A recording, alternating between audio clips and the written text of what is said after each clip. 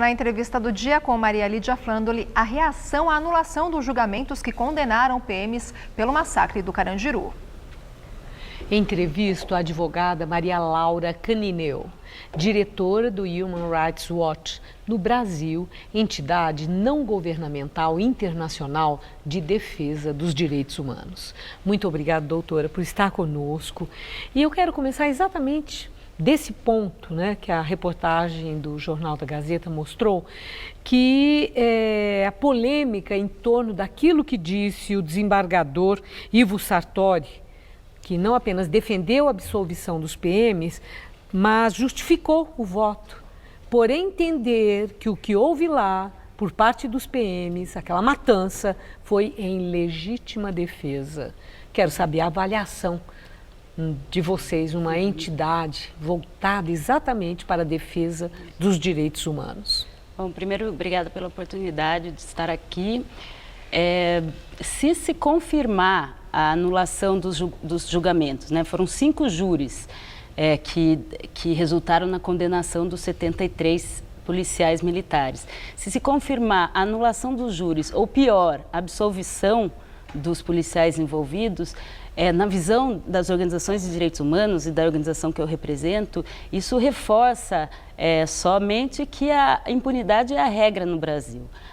O massacre, a gente chama massacre porque as evidências do processo indicam que houve um massacre, uma execução sumária de 111 detentos sem possibilidade de defesa.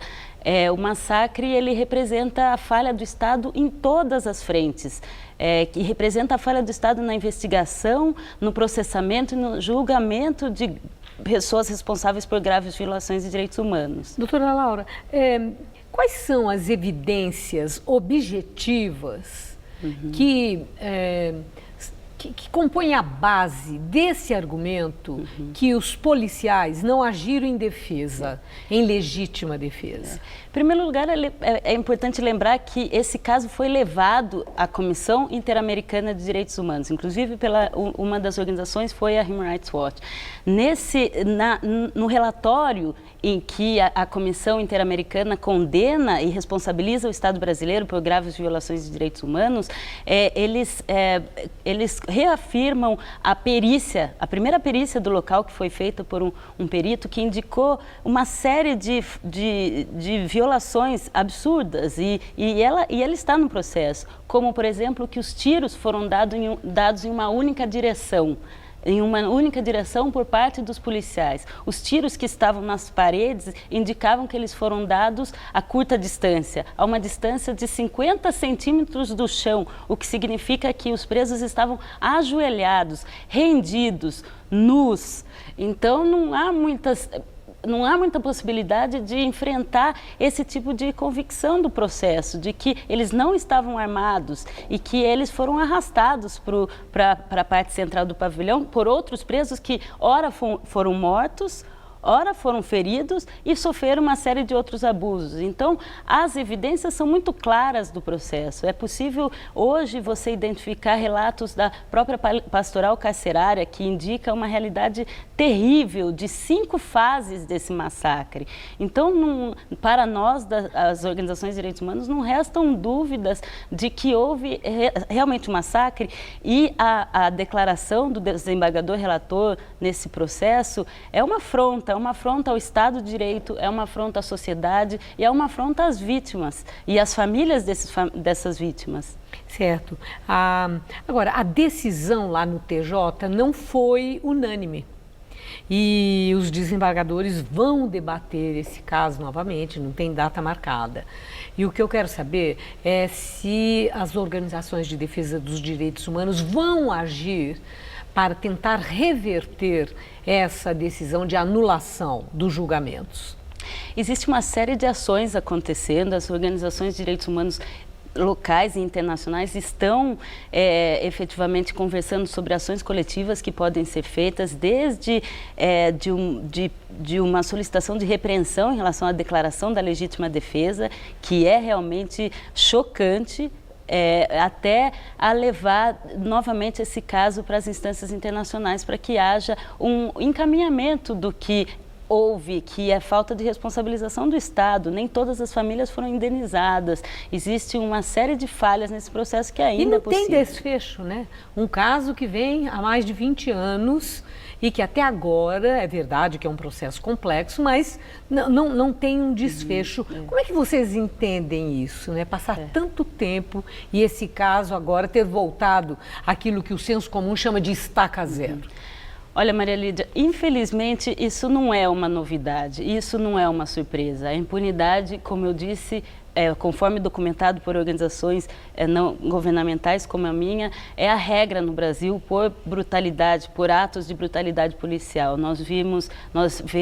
Estamos há muitos anos documentando casos de execuções extrajudiciais muito semelhantes ao que aconteceu no Carandiru, lógico, não nessa escala, mas que resultaram em nada. Então, não causa surpresa, mas como eu disse, é uma afronta ao Estado de Direito. Essa impunidade, ela gera mais violência. Eu acho que quando as pessoas usam frases como bandido bom é bandido morto, ou justificam esse tipo de brutalidade, elas esquecem que exatamente essa brutalidade criou no Brasil uma das maiores facções criminosas que hoje se espalhou pelo Brasil inteiro e causa mais insegurança para a sociedade, maior criminalidade, fomentando um estado de barbárie.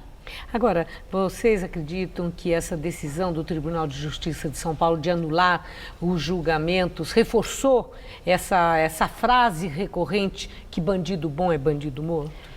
Não tenho dúvida de que, de certo modo, esse tipo de ação por parte da Justiça, ela não favorece uma reversão dessa cultura de brutalidade no Brasil. Ela não favorece que haja maior investigação e que haja a percepção de que a violação de direitos humanos não se justifica e nunca gerará uma sociedade mais justa e onde o Estado de Direito permanece. Agora, a última questão. Até hoje, o governador da época e o secretário da Segurança Pública, o governador Fleury, e o secretário da Segurança Pública, Franco de Campos, não foram responsabilizados, né, pela ação policial, porque houve uma autorização para que eles entrassem, a título de conter a rebelião, entrassem no presídio. Como é que vocês avaliam que os soldados estejam sendo julgados e aqueles que autorizaram, que eram os responsáveis institucionais pela segurança pública, que implica segurança inclusive de presos, não tenham sido responsabilizados até hoje? O que explica? Como eu disse, é uma série de falhas do Estado que explicam a impunidade.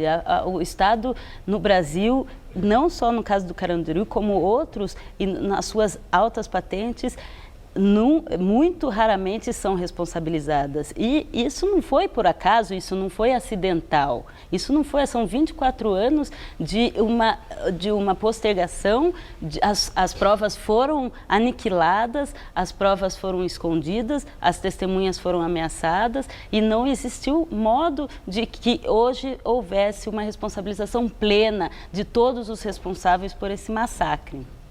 Eu agradeço muito a sua entrevista, muito obrigada pela clareza com que você expõe o seu ponto de vista e da entidade que representa. Uma boa noite, muito obrigada.